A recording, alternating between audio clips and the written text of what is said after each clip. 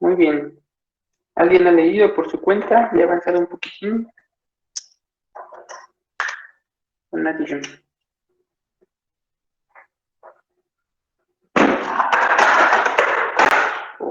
Profe, Sí, ¿ahorita en qué capítulo del libro vamos? 13. Ok.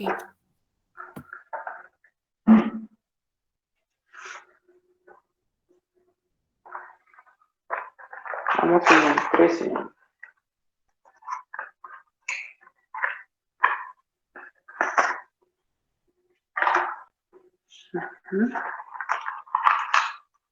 Está.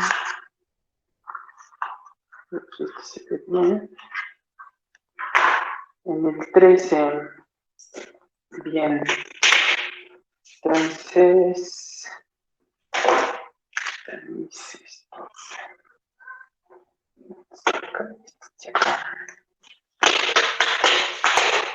Bien. Entonces, ya tenemos esta idea de qué significa que una función sea integrable, ¿no? Ya tenemos muy claro qué significa eso. A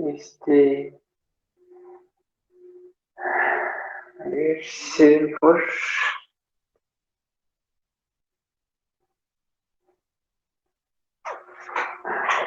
Sí.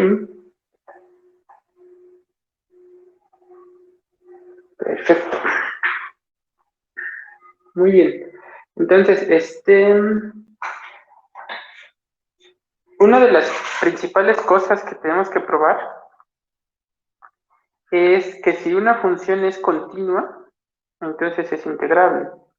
Supongo que les había, ya probamos más o menos, bueno, no probamos, pero dimos un contraejemplo de lo contrario, ¿no? Dijimos que una función es integrable no implica que la función sea continua.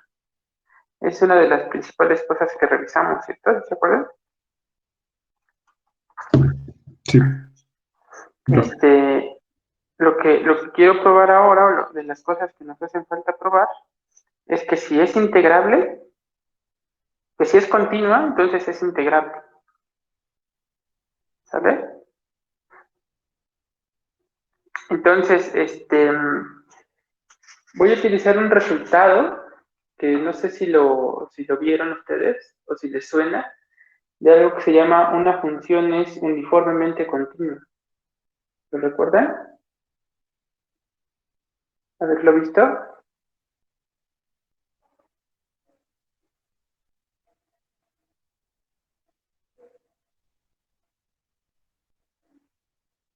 Creo que no, profe. No, profe. ¿No lo vieron? Ok. Entonces, nada más voy a hacer el uso de ese resultado, no porque sea difícil probarlo, pero sí me va a llevar un rato probarlo. Entonces, no me quiero detener en eso, ¿vale? Entonces, eso le van a dar una leída a ustedes en cuanto tengan tiempo, que espero sea hoy mismo, que le den una leída para que la prueba pues sea pues bastante simple y amigable. ¿Sí? Entonces, ¿cuál va a ser la idea? Vamos a probar utilizando algo que se llama uniformemente continua. Vamos a probar que si una función es continua, entonces es integrable. ¿Vale? Entonces, primero déjenme escribir lo que vamos a probar.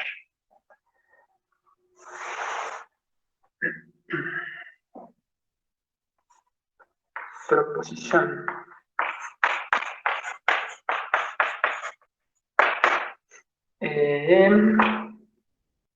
Sea f en un intervalo cerrado, las reales, continua.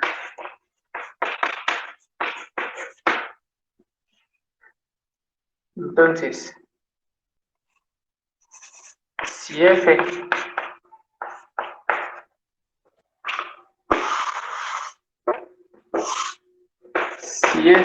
es continua, entonces f es integrable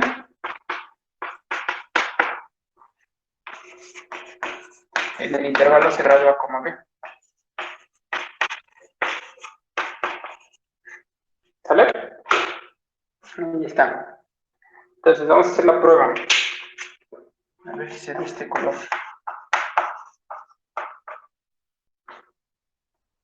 Se alcanza a ver como muy tenue, ¿verdad?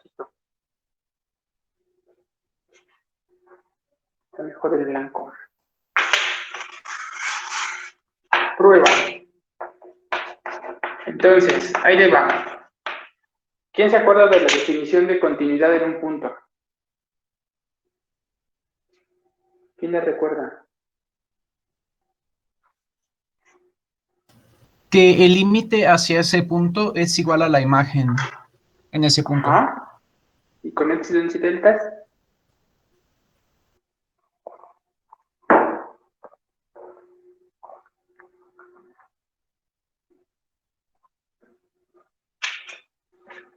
Entonces, ¿por qué quiero eso? Ahorita lo voy a escribir, pero vamos a probar que la función es integrable. Para probar que la función es integrable, vamos a seguir utilizando esta idea de encontrar una partición adecuada de la manera tal que la suma superior menos la suma inferior, las dos calculadas respecto a esa misma partición, es menor que epsilon. ¿Vale? Esa va a ser nuestra tirada. Tratar de ir por ese lado. Entonces, comenzamos como todos ese tipo de pruebas, ¿no? Cuando aparece, se involucra un epsilon, sea epsilon mayor a 0. ¿Sale? Entonces, aquí les digo cuál es la definición de uniformemente continua, pero pues prácticamente se los voy a decir aquí. Sea epsilon mayor a 0. Punto. Como f, y este es el resultado que voy a utilizar, como f es continua en el intervalo cerrado A, B, entonces f es uniformemente continua.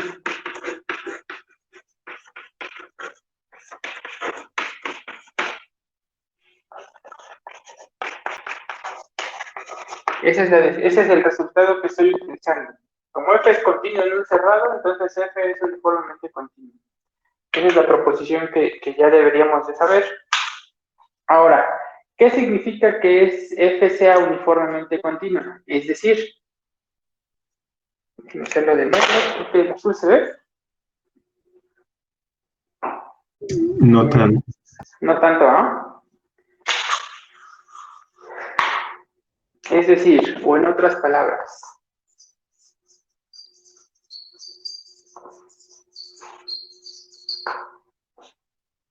para cada epsilon, esa es la definición de uniformemente continua, ¿vale? Para cada epsilon,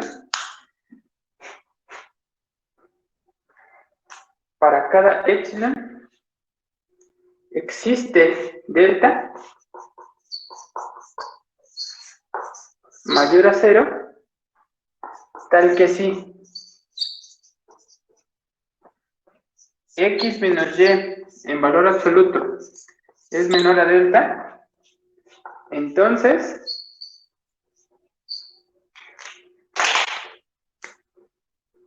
f de x menos f de y es menor que epsilon. ¿Sale? Y aquí voy a poner, bueno, esa es la definición, ¿sale? La que vamos a estar utilizando para lo que significa que una función sea uniformemente continua. Fíjense que es prácticamente, o se parece mucho a la definición de límite, ¿no? A la definición de continuidad. Si dejaran, por ejemplo, y fijo, si y fuera fijo y se movieran con x y dijeran que la función es continua en y, pues entonces eso es justo lo que significa. ¿Sí? Esa sería la definición de que la función es continua en y. Si para todo epsilon existe delta, tal que puntos x cercanos a y en menor que delta, sus imágenes están cercanos a la imagen de f de y. Entonces es prácticamente la definición de continuidad para un punto, si es que estuviera fijo. Pero fíjense que aquí es la parte importante. No estoy fijando ningún punto. Uniformemente continua no fija ningún punto, sino simplemente te dice, para cualesquiera dos puntos que se encuentren cercanos, en menor que delta, sus imágenes están cercanas en menor que epsilon. ¿Sale? Y entonces lo que les estoy diciendo acá, que si tengo una función continua en un intervalo cerrado, entonces f es uniformemente continua. ¿Sale? ¿Se entiende la idea? Sí, prof. ¿Se entiende? ¿Se entiende? Entonces, la idea pues es aplicar este teorema o esta definición a esta proposición, nada más que, pues aquí, entre b menos a. ¿Sale? O sea, en lugar de utilizar el epsilon de ella, voy a utilizar, como es para todo epsilon, pues entonces voy a utilizar ese epsilon que estoy dando ahí, epsilon entre b menos a. ¿Vale? ¿Hasta ahí todos bien? Profe, ¿por qué el B menos A? Es nada más, acuérdate que para que sea integrable, al final debe de ser, la diferencia debe ser menor que epsilon. Si nada más le pusiera epsilon aquí y sigo haciendo las cuentas, al final voy a tener un epsilon por b menos a. Entonces nada más es como modificar este epsilon inicial, como para que las cuentas vayan fluyendo bien, y después quede solamente epsilon. O sea, es nada más una manipulación para que al final quede bonito. Ah, ok, ¿Te profe. acuerdas? Sí. Como para cuando usamos epsilon medios. Pues Sí, es sí, para sí, que sí. al final quede epsilon. Perfecto, profe, gracias. Sí, nada más es una manipulación ahí artera. Creo que es sobre 2 epsilon, creo que déjame ver. Sí, es 2b menos a. Pero es un poquito más que ese, ¿no? ¿Vale? Epsilon sobre 2 por b menos a. Bien. Entonces, eso es lo que estamos utilizando. Ahora, lo que vamos a hacer es lo siguiente. Aquí todavía no tengo ninguna partición. ¿Vale? O sea, ahí lo único que sé es que existe ese delta, que si tengo dos puntos que estén cercanos en menor que delta, entonces sus imágenes tienen que estar cercanas en menor que ese numerito. ¿Vale? Vamos a aprovechar de eso para obtener una partición. ¿Cómo? Lo que voy a hacer es proponer una partición, sea P una partición,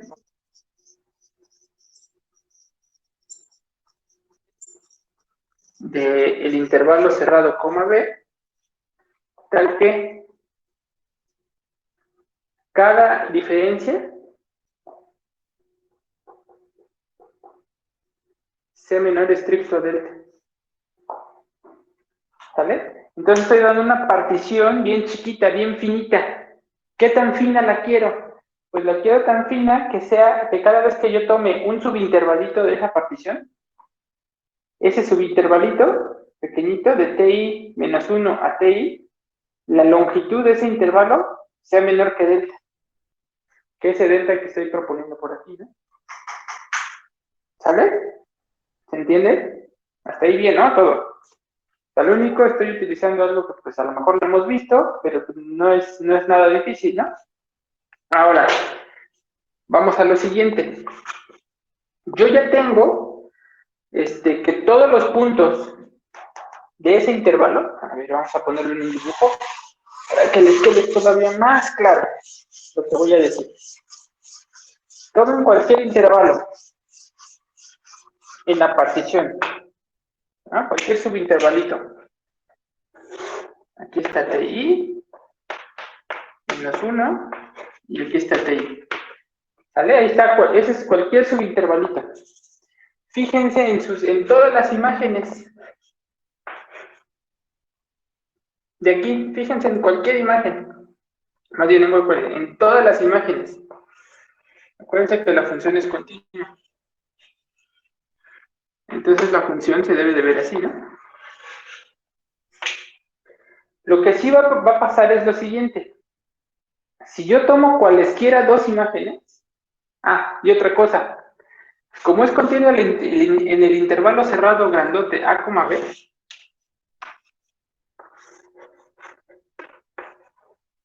como es continuo en el intervalo grandote A, B, entonces también es continuo en el intervalo TI menos 1.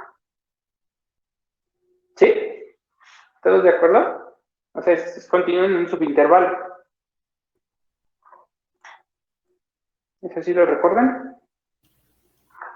¿Haberlo visto? Sí, profe. Sí. Entonces, si es continuo en un intervalo cerrado, aquí, de TI menos 1 a TI, ¿qué me pueden decir acerca de las imágenes de esa función? Que también son continuas, ¿no?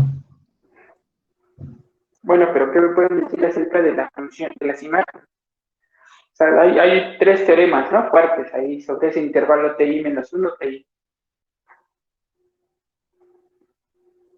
Pues que en algún momento va a pasar por el 0. No. Eso sí es que uno fuera negativo y otro fuera positivo, ¿no? Que es diferenciable.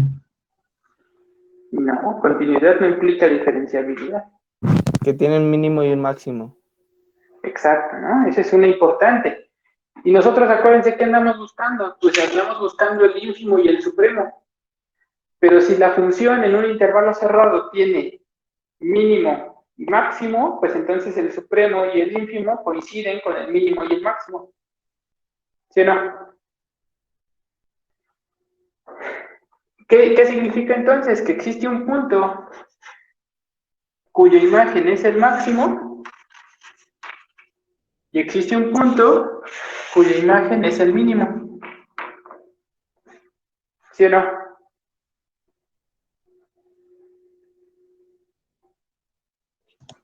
Sí, profe. Y entonces aquí el supremo y el ínfimo se escriben justamente como el máximo y el mínimo, gracias a que la función es continua en ese intervalo cerrado de i menos 1 de i.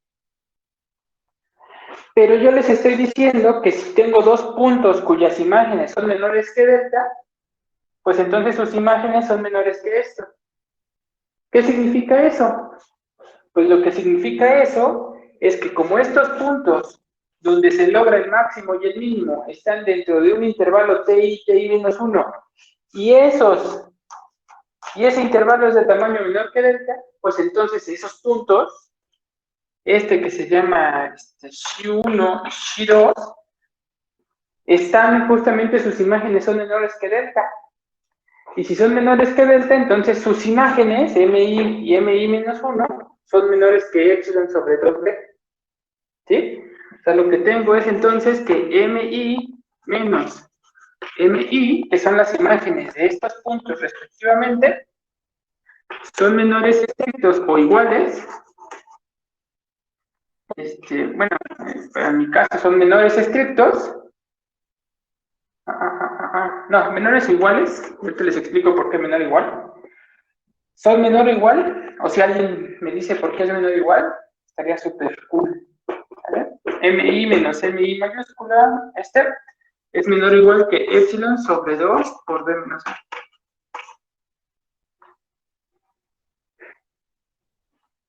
¿Quién me dice por qué puede ser igual?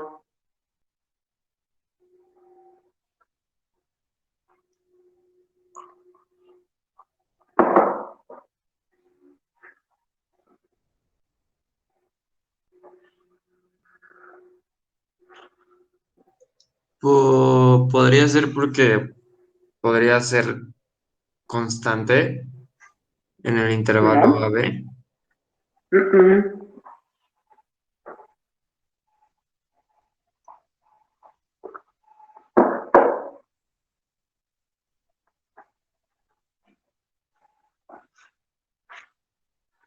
¿Quién me dice?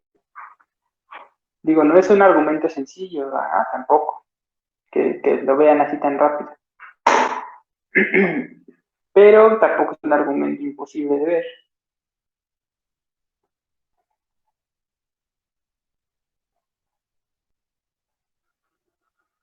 Profe, tengo una pregunta. Ajá. Bueno, más que nada es de escritura. ¿Qué dice antes de las flechitas? ¿Aquí? Sí. Son shis.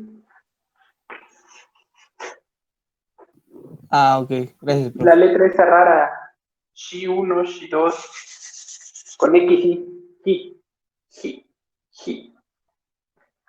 Con X. XI. O Shi. Como la quieren decir. Sí.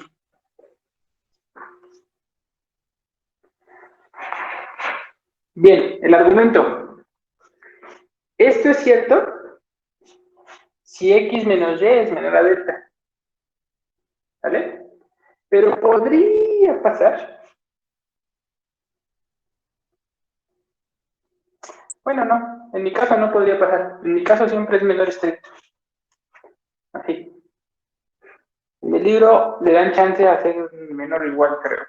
Déjenme revisar nada más para. Por si van a leer el libro.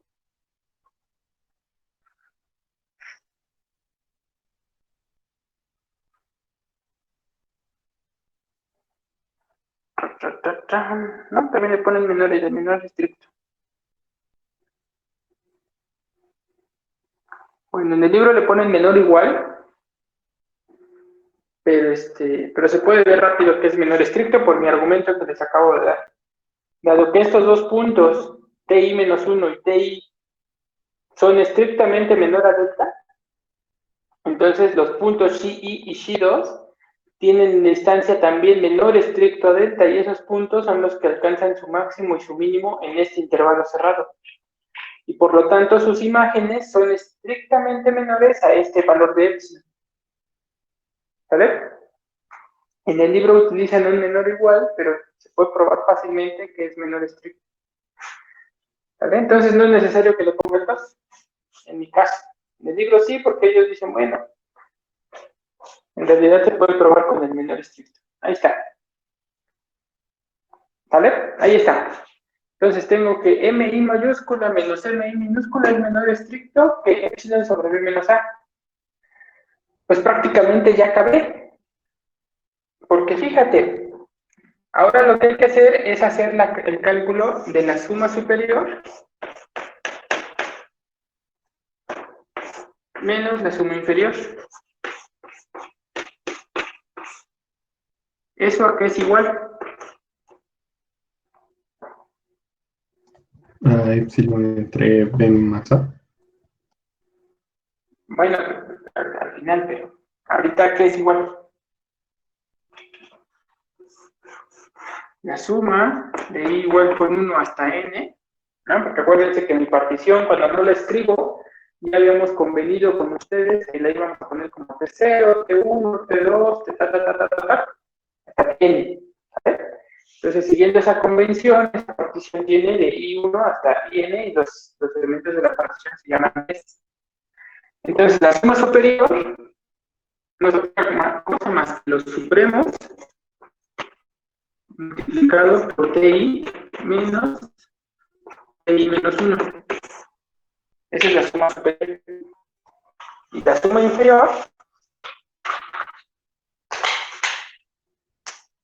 inferior, es la suma desde i igual con 1 hasta n de los m minúsculas i por TI menos 1. ¿Cierto? ¿Todos de acuerdo? Pero son dos sumas que tienen el mismo contador y además tienen este término en común. ¿Sale? Y entonces los puedo factorizar en una misma suma. Esto lo puedo escribir como la suma de i igual con 1 hasta n de mi mayúscula menos mi minúscula multiplicado por el intervalo.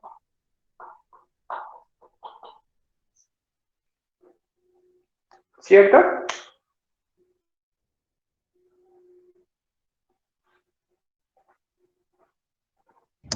Sí, profesor. Ah, pero MI mayúscula menos MI minúscula, en cualquier caso, para todo I, son menores estrictos que epsilon por B menos A. Entonces lo escribo aquí. Esto es menor estricto. Y déjenme, bueno, déjenme escribirlo completo. Le voy a seguir para arriba. Espero que no tengan problema. Desde aquí es hacia arriba, nada más porque el pizarrón no me ayuda mucho, pero bueno. Este es menor, de aquí le pongo una flechita, para que se acuerden. Este es menor estricto que la suma de epsilon por B menos A, todo eso multiplicado por TI menos 1, desde I igual con 1 hasta N. ¿Cierto? Pero fíjense una cosa interesante, epsilon por B menos A no depende del contador, es una constante, ¿no? No depende de I. Entonces es una constante y esa constante la puedo factorizar de la suma.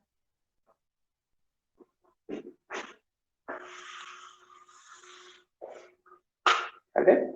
Y voy hacia arriba otra vez. Entonces eso es igual, ¿no? De aquí a aquí es igual porque no voy a hacer nada más que sacar ese epsilon sobre B menos A por la suma de TI menos TI menos 1 desde I igual con 1 hasta N. Pero eso es igual a epsilon. ¿Por qué eso es igual a epsilon? Me falta la flechita, ¿no? ¿Se acuerdan? ¿Por qué eso es igual a epsilon?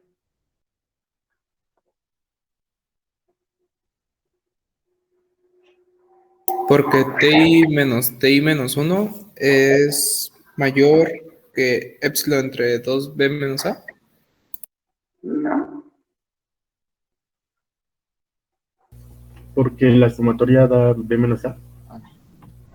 Porque la suma da B menos A, ¿no? ¿Por qué da B menos A? Porque es la partición del intervalo B menos A. Ajá. Y esa suma es exactamente una suma telescópica, ¿no? La que les había explicado. Solamente queda el último menos el primero, ¿no? Entonces lo que está en la suma es justamente B menos A. Entonces queda epsilon entre B menos A por B menos A, es epsilon. ¿Vale? Profe, ¿podría volver a repetir por qué la suma da B menos A?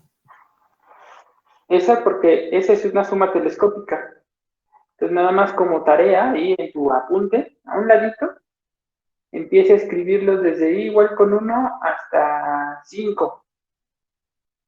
Y vete dando cuenta que se va a ir cancelando como el primero con el tercero, el segundo con el cuarto, y así. Digo, el tercero con el primero con el tercero, el cuarto con el quinto. En pocas palabras nos quedaría Así. como TN. Ajá, exacto. Que TN menos T0. TN por ser particiones D y T0 como es particiones A. Entonces queda B menos A. A ver. Entonces, mayor dudas, buscamos en internet suma telescópica. Y ahí debe de quedar más o menos claro ya qué significa esto. Si no, lo más sencillo antes de que se vayan a buscar internet es que lo revisen ustedes en su libreta. Nada más hagan un despliegue de unos 5 o 6 de esos. Con I igual a 1, con I igual a 2, con I igual a 3, con I igual a 4. Y fíjense qué les queda. Profe, una pregunta. ¿Sí? Hace un ratito me perdí un poco. ¿Por qué había dicho primero que M mayúscula I menos M minúscula I era menor o igual a epsilon entre 2 por B menos A? Es que el menor igual, acuérdate que los MI eran supremos e ínfimos. ¿Sí te acuerdas? Sí, profe. ¿Sí? Entonces, lo que está pensando en el libro, si lo leen en el libro, es que cuando ustedes tienen un intervalo, déjenme se los pongo en un dibujito. Si ustedes tienen un conjunto de imágenes, así, abierto, este es MI y este es MI mayúscula, ¿saben los extremos? Cuando ustedes tienen ese intervalito, MI y MI mayúscula, y solamente se fijan como los puntos que están en la imagen, TI, TI menos 1, TI menos 1, TI. Voy a ponerle aquí una rayita para que no se confundan, ¿vale? Todas las imágenes van a caer aquí. Así, todas las imágenes, ¿vale?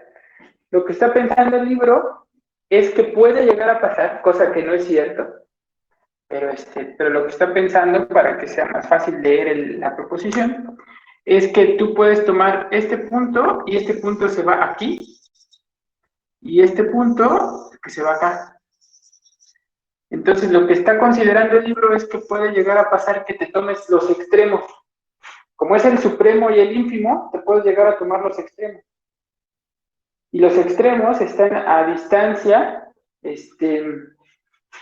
exactamente epsilon entre b menos a. O sea, si tú te tomas los extremos de un intervalo que mide 1, los extremos están a distancia 1. ¿Sí? Es lo que está pensando el libro. Como tú tienes dos puntos aquí, en este intervalo, y tomas sus imágenes pueden que estén al máximo de distancia entre ellas, y el máximo de distancia entre ellas es exactamente este. Por eso le pone menor o igual a epsilon entre b menos a, entre 2b menos a, ¿vale? Pero eso no pasa, porque nuestra función es continua en el intervalo cerrado. Como es continuo en el intervalo cerrado, sí alcanza su máximo y sí alcanza su mínimo. Y como alcanza su máximo y alcanza su mínimo, estos puntos no son extremos. Deben de estar en medio. Y como están en medio, pues entonces su distancia sí es estrictamente menor a epsilon sobre b menos a. Ok, profe. Gracias. Muy bien. Entonces aquí tenemos una cosísima bien importante, ¿no? Tenemos que todas las funciones que nosotros conocemos que son continuas, entonces son integrables. Todas las funciones continuas que conocemos son integrables. ¿Qué funciones conocen continuas? ¿Qué funciones conocen continuas? La función con valor absoluto. Por ejemplo, ¿no? La función de valor absoluto. ¿No? Esa que está en forma de un cadena. Esa función es continua, por lo tanto esa función es integrable. Y es integrable en cualquier intervalo cerrado. ¿Cierto? Porque lo que te dice este teorema es que si es continua en el intervalo cerrado, entonces es integrable en el intervalo cerrado. ¿Vale? Entonces, ¿qué otra? Seno y coseno, ¿no? Las funciones trigonométricas, seno y coseno, que nosotros en el semestre pasado nos dijeron, ¿no? De forma muy ruin, yo creo, pero nos dicen siempre que las funciones trigonométricas son continuas, ¿no?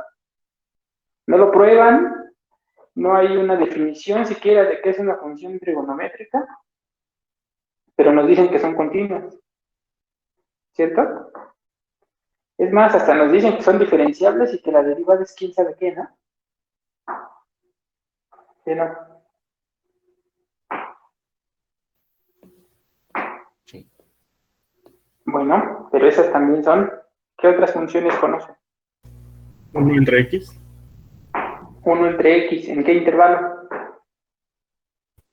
De 0 a 1, por ejemplo. Por ejemplo, esa no, ¿verdad? Porque esa no es integrable, al menos con este teorema. ¿Por qué? No toca el 0.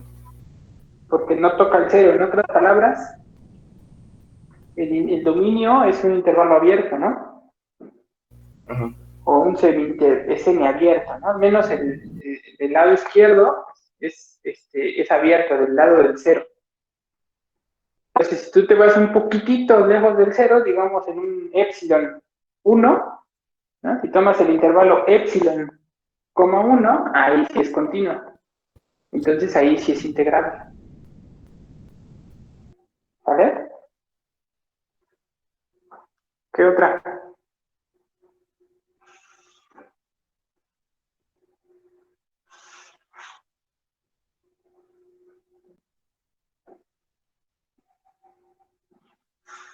¿Qué otras funciones conocen continua?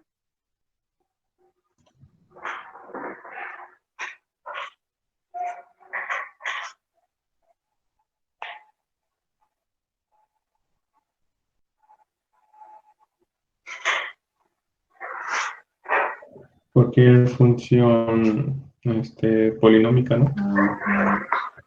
O sea, cualquier polinomio. Ajá. ¿Vale? Cualquier polinomio es continua y por lo tanto es integrable, exactamente. Nosotros ya calculamos las integrales en intervalo 0, 1, ¿no? Por ejemplo, de las funciones x, de la función x cuadrada, de la función x cúbica, y más, ¿cierto? Entonces ya bien podríamos calcular las de un polinomio. Nos falta un teorema para poder calcularla, que es el que vamos a iniciar a continuación, y que quiero que lo, en el libro viene que lo hagan ustedes como ejercicio, y para cuando yo me esté repartiendo, no al rato se los mando los ejercicios, por cierto, ¿vale? Ya tengo la lista, se los mando al rato, entonces la tarea sería, para, déjenme ver, ¿cuántos equipos salieron? 1, 2, 3, 4, 5, 6, 7, ¿no? 8. Creo que 6 o 5. Ahora te digo. A ver, son 7. Aquí ya lo tengo.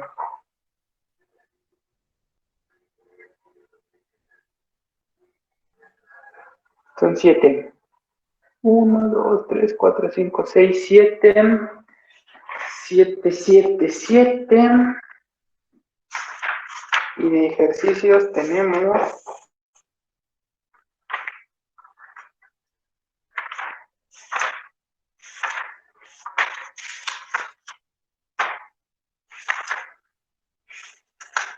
41. 41 ejercicios. Les toca de a 7. De a 7 ejercicios. Posiblemente algunos repetidos porque quiero que hagan uno obligatorio entre cada equipo, ¿no? O sea, que ese sí lo hagan todos. Entonces, 7, 8 ejercicios. ¿Qué les parece si hacemos 10 ejercicios? Para que sea fácil la calificación, ¿no? Un punto cada ejercicio. ¿Vale? Así está rápido. Son 10 ejercicios. Entonces, la primera tarea va a tener 10 ejercicios. Eso significa que si son 10 ejercicios, me lo pueden entregar fácilmente el siguiente jueves. ¿Cómo ven?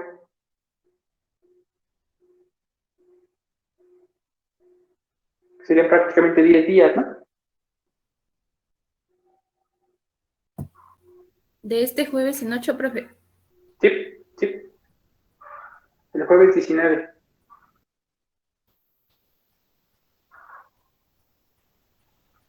Pues yo digo que está bien. Bueno, no sé qué digan mis compañeros. ¿Tú dices que está bien?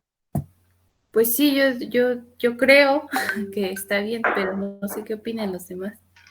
Bueno, yo igual opino que está bien, pero tal vez como en el semestre pasado podríamos hacerlo de que si tenemos alguna complicación, que a lo mejor se pudiera extender como una prórroga. No hay complicaciones. Bueno, déjame decirte algo. Sí va a haber complicaciones. Entonces, las complicaciones espero que se contesten el viernes, este viernes, ¿no? Un buen día, ¿no? Son 1, 2, 3, 4, 5, 4 días. Igual, ¿no? Antes de, en el inicio de cada clase, de cada sesión, preguntan dudas. ¿No?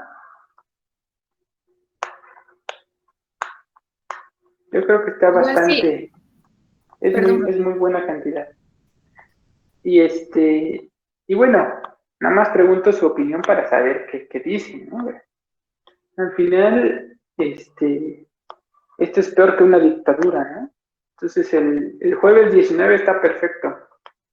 Les digo, 10 ejercicios están bien y son ejercicios sencillos, salvo uno, salvo dos, que lo van a tener que pensar, que va a ser el que son los, digamos, interesantes de la sección, pero todos son muy simples.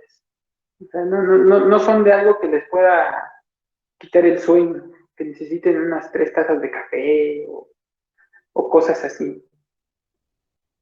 ¿Vale? Aquí ya todos son mayores de edad, ¿no? Ya todos toman café, Estamos chiquitos, profe. pero ya mayores de edad. Digo, nada más para que no vaya a haber uno de 12 años aquí, que luego venga de su papá diciendo, ¿por qué dijo que tomara café? No, ya pueden tomarse su cafecito. Luego ya he visto a algunos de ustedes con sus bebidas energizantes. No la... Cuando íbamos a clases, me tocaba llegar a verlos con su... ¿Cómo se llaman estas bebidas energizantes? Red Bull. ¿Con cuál otra? El Monster. Monster, ¿no? Sí sabes, Uriel. Sí, que cómo. Que sí ayuda. Pues sí, pero imagínate cómo van a estar a sus 50 años. Mejor un cafecito. Cafecito, Mejor un pero de café. Sí, olla. profe, el café. Yo tomo más café que bebidas energizantes. Sí, es que sí. El café es vida, Yo, profe. yo pues yo he tomado café desde mucho, ¿no? Y pues ya el café ahora ya no me hace tanto efecto. Ahora, por una extraña razón, decidí comprar un café descafeinado. Primero, bueno, sabe bien feo. Entonces, como que bueno, te lo tomas porque pues ya es la costumbre de tomarte tu café en la mañana con tu desayuno. Entonces, estuve yo creo que tomando como un mes café. Ahora que volví a probar un café normalito, ahora sí me quitó el sueño. Entonces, esa es la ventaja, ¿no? Si ustedes ya sienten que el café o lo que estén, bueno, si el café no les hace, traten un mes de no tomar nada, o sea, desacostumbren a su cuerpo de la cafeína y ya después toman otra vez su tacita de café y ahora sí les hace efecto. Eso me pasó a mí. Mejor cómprese un café del Oxxo, pero no le ponga azúcar, profe. Y va a ver. No, pero es que los cafés del Oxxo no me gustan. Solo como moraleja. Bueno, como historia. A mí me gusta mucho tomar café, pero no café Los de máquina están buenos y esos es así. Sí. Pero yo prefiero el café que compras el café ya tostado, molido en eso y te lo pones en tu cafetera y ya sale el cafecito. Me tocó, es la única vez que he ido a Starbucks en un congreso, y eso porque pues iba con unos, un profesor y unos amigos, y dijeron, pues vamos a tomarnos un café. Pues bueno, fuimos a Starbucks, y pues ahí venden un montón de cafés de quién sabe qué, ¿no? Con caramelo, con rompope, no sé qué. Yo dije, pues yo quiero un café normal, ¿no? O sea, se supone que Starbucks es un lugar, una cafetera, donde venden buen café. Me pedí un café solito, guácala, lo más asqueroso que he probado. Ni en las peores cafeterías Y así que luego vas pasando, sabe tan feo el café. No sé por qué tiene tanto éxito. Bueno, sí sé, porque en realidad no venden mucho café solito, ¿no? Siempre te lo venden con un montón de endulzantes y de cosas. Entonces, en realidad no pruebas el café. Pero un día pruébense el café, si a alguien le gusta tomar ese tipo de cafés, prueben un cafecito de ahí solito y vean qué tipo de cosas tan feas están probando ahí. Un café que no sabe a nada. Pero bueno, ya se relajaron con la platiquita. Ya, profe, ya hasta se me antojó un café. Ya, ¿verdad? Yo ya me lo estoy acabando, pero ya se me enfrió. Ya queda bien poquito. Bien. Entonces, ahí va. La siguiente proposición, una de las cosas importantes o una de las cosas más interesantes de la integral es qué es un operador. ¿En qué sentido es un operador? Ustedes recordarán que vimos funciones en el curso de álgebra y las funciones se podían aplicar a un conjunto, ¿no? Entre dos conjuntos cualesquiera. Y lo que estamos acostumbrados siempre es a trabajar con funciones de un subconjunto de los reales en los reales, ¿no? De los naturales a los reales, de los naturales a no sé qué, de los enteros a los naturales. De esa manera, ¿sale? Entonces, un operador, como el operador integral, o como el operador derivada, ¿sale? Van a ser funciones que no van a comer números reales, es decir, cuyo dominio no son los números reales, sino van a ser funciones, ¿sale? Por ejemplo, el operador integral, nosotros ya sabemos que las funciones continuas son integrables. Entonces, si yo utilizo una función continua aquí, puedo aplicar la función continua aquí a ese intervalo. Vamos a pensar que es en el intervalo 0,1. ¿Vale? Si yo integro una función continua, C0, en el intervalo 0,1, ¿habían visto este símbolo?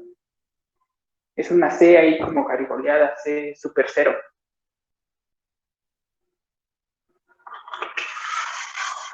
¿Lo habían visto? Yo creo que sí, ¿no? No, profe. ¿Seguros? les digo un C0. Les ponen aquí el intervalo 0,1. Es igual al conjunto de todas las funciones del intervalo 0,1 en los reales, tal que f es continua. F continua. ¿Vale? Ese es el intervalo C, ese es el conjunto C0. Es un conjunto en donde estoy coleccionando todas las funciones continuas. ¿Sale? ¿Todos bien? ¿Qué pasa si yo agarro una función continua y le aplico este símbolo de integral? Pues como es continua, acabo de probar que es integrable, ¿no? ¿Sí o no? Sí. Entonces, ¿esto qué es? Ese elemento que resulta ser. Por ejemplo, cuando ustedes ahí esa f le ponían como la función x, ¿qué les daba la integral de 0 a 1 de f? Un medio, ¿no? Pero un medio ¿qué es? ¿A qué conjunto pertenece? A los reales. Exacto, ¿no? Entonces, si tú agarras cualquier función y le aplicas este operador o esta función, entonces el resultado te da un número real. ¿Vale? Entonces, estos se llaman operadores.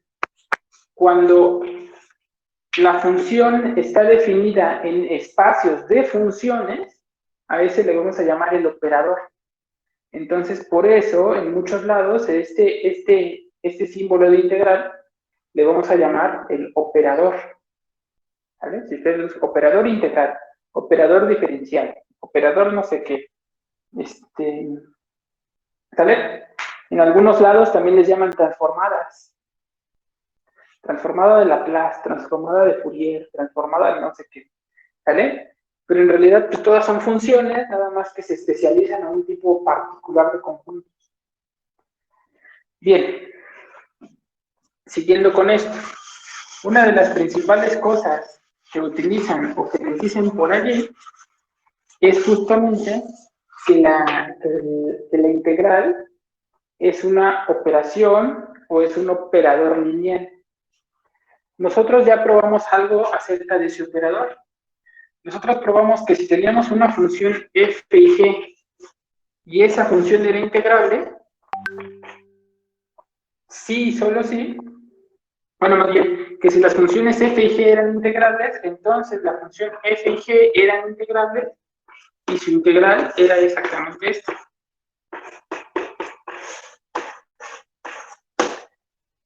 ¿Sí o no? Eso ya lo probamos. El viernes, el jueves, ¿no? Creo que el jueves, ¿no? Lo probamos el jueves.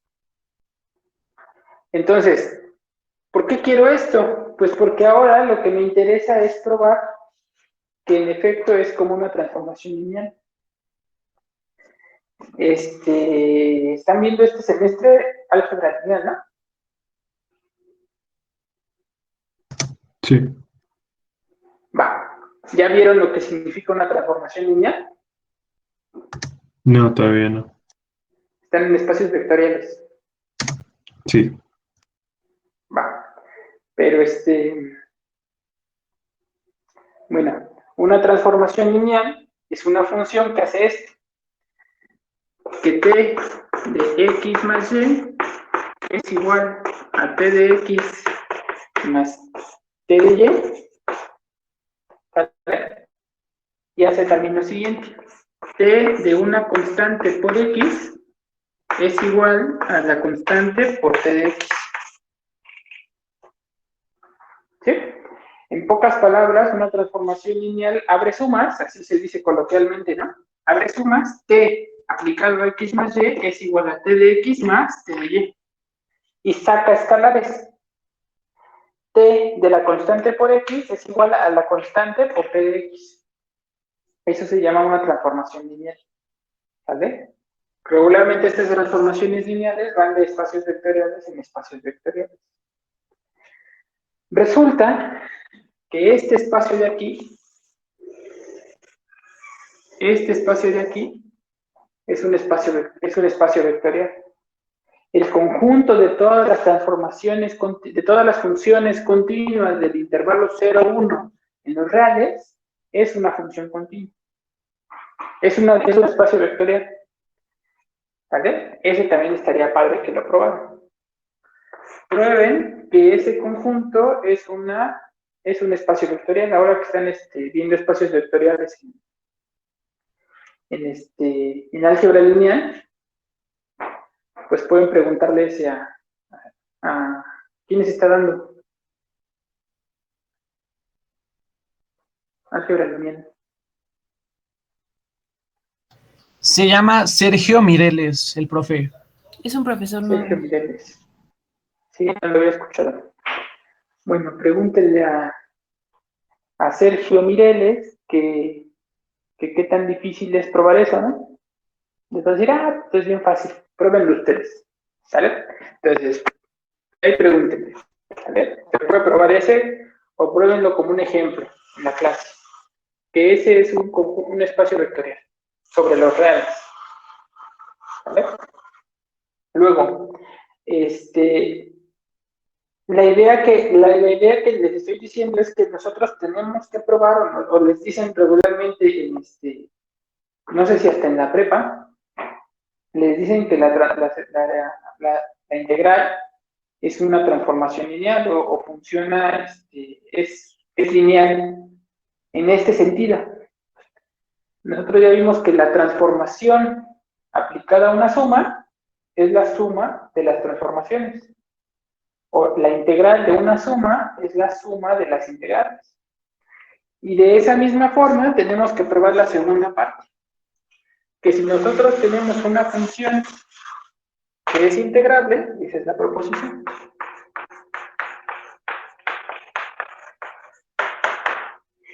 Sea C un número real y F una función de A, B en R integrable.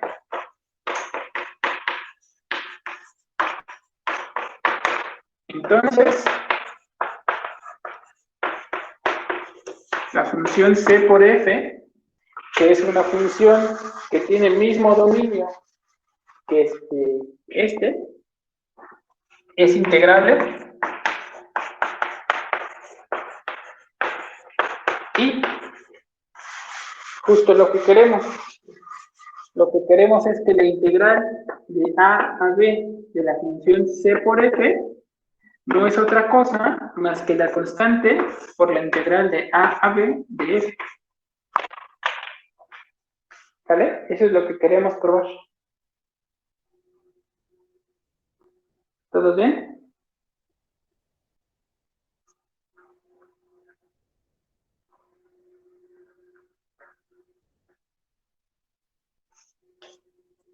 Muy bien. La prueba es muy simple. Y como les dije, la prueba la van a hacer ustedes como ejercicios antes. Digo, por eso me empecé a desviar que cuántos ejercicios, que cuándo se los íbamos no sé qué, que bla, bla, bla, y no sé cuál. Bueno, pues esa es la idea, ¿sale? Que ese ejercicio lo prueben ustedes. Lo dejamos al lector por varias razones. Bien. El siguiente lo siguiente que queremos probar, que es, digamos, como la parte interesante o importante del capítulo, es como en preparación al teorema fundamental del cálculo. Ahora, ¿se acuerdan que yo les platiqué o ya les he platicado de este teorema fundamental de la aritmética, no? ¿Se acuerdan? ¿Se acuerdan qué dice?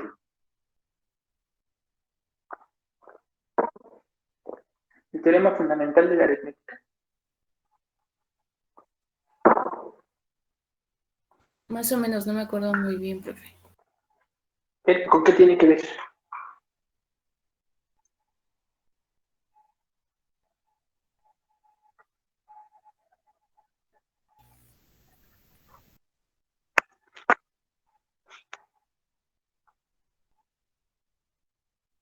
¿Con qué tiene que ver el teorema fundamental de la aritmética?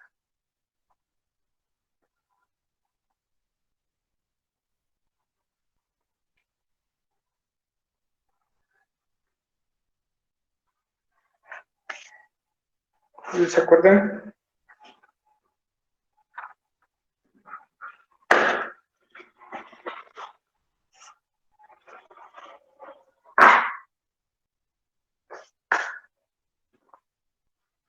Bueno, no importa, no importa. Era este teorema que decía que todo polinomio de grado n en los complejos tiene exactamente n raíces distintas en los complejos. Bueno, tiene exactamente n raíces, ¿no? No distintas necesariamente. Tiene exactamente n raíces. La idea, pues, es justamente como que se den cuenta que todos digamos, las partes importantes en matemáticas tienen siempre esta cosa que se llama teorema fundamental, ¿vale? Teorema fundamental de la aritmética, vamos a ver el teorema fundamental del cálculo,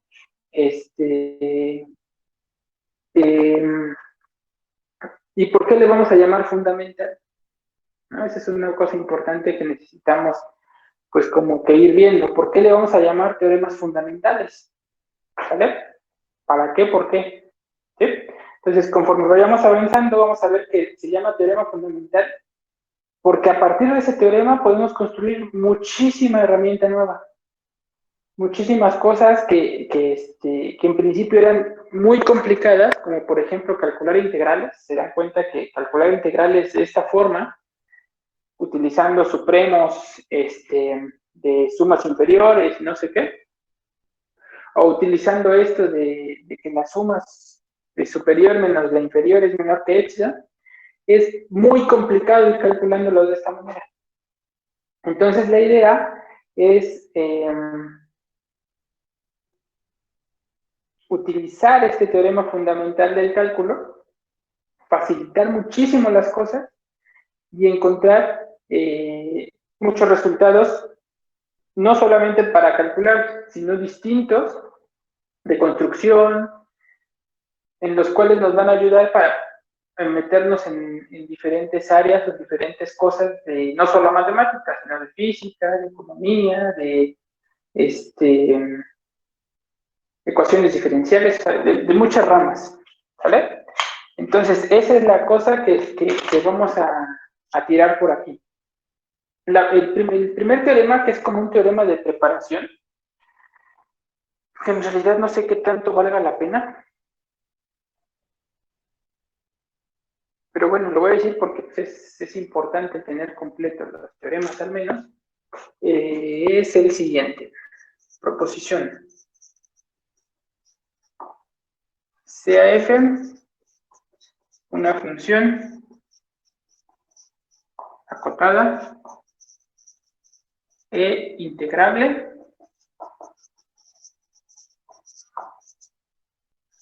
en el intervalo a, b. Punto. Si existen dos números, m minúscula, m mayúscula, números reales, tales que m es más chiquito o igual que f de x y este es menor o igual que m mayúscula, y eso es para todo x en el intervalo a, b,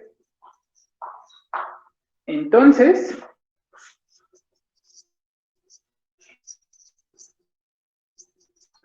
la integral de f de x también está acotada.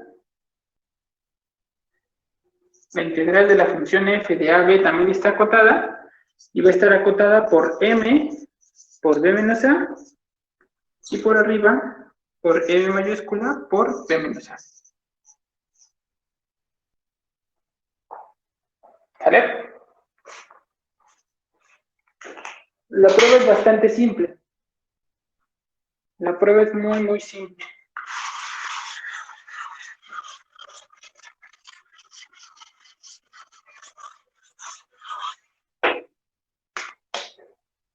Primero, ¿qué es lo que me está diciendo la prueba? Bueno, no la prueba, la proposición. Lo que me está queriendo decir es que si yo tengo una función acotada e integrable, entonces la integral también está acotada. Simplemente como por esos rectángulos, ¿no? Porque fíjense que lo que está del lado izquierdo y lo que está del lado derecho son rectángulos. Si yo tengo una función, aquí tengo a, aquí tengo b, y por aquí tengo la función integrable, acuérdense que no es continua necesariamente, ¿no? La función integrable puede ser un montón de cosas. Pero lo que sí me dice es que tiene un piso, un piso y tiene un techo. ¿Qué significa eso de un piso y un techo? Que la función, no importa que sea como sea, si eso no es continua, la función no se puede salir de esta pecerita. Está siempre metida aquí. No importa cómo sea la función, siempre está dibujada solamente en ese rectángulo. ¿Sí? Entonces, lo que me está diciendo es que la integral, pues el área que estamos calculando respecto a la función f, es más grande que esta área, es más grande que esta área,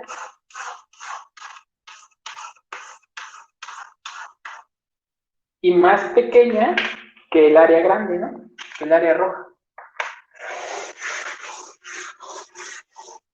Está entre esas dos. ¿Vale?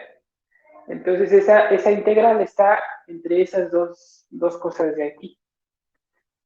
Es decir, aquí está lo blanco, que es eso que yo dibujé ahí.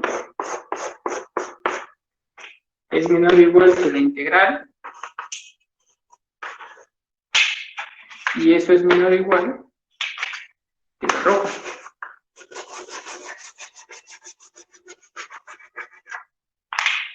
¿Vale? Eso es lo que está diciendo justamente el dibujito, la proposición. Y otra vez, la prueba es bien simple. ¿Por qué es bien simple? Porque lo único que tengo que hacer es calcular la suma superior y la suma inferior de la partición trivial. ¿Quién era la partición trivial? ¿Quién se acuerda quién era la partición trivial?